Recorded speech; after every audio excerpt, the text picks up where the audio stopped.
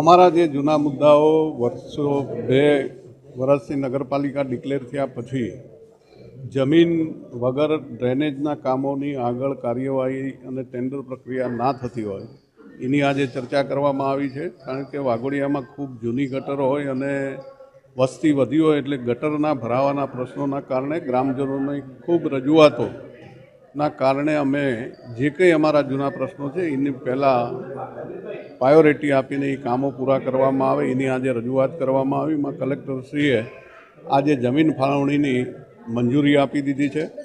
અનગઢ ગામ મહીસાગર પાણી પુરવઠા જૂથ યોજનામાં 52 ગામોને જે પાણી મળે છે એ પાણી સારી ક્વોલિટીની સારી ગુણવત્તાનું નથી મળતું. કારણ કે જે જગ્યાએ બોર કરવામાં આવ્યો છે બોર સ્મશાનની બાજુમાં હોય અને બાજુમાં ને ડાયરેક્ટ પાણી લેવાતું હોય એટલે માછલી અને એ બધી જ વસ્તુ આ બોરના પાણીની અંદર આવતી હોય એટલે પાણીની સ્મેલ પણ આવતી હોય, પાણી ડોળું આવતું હોય.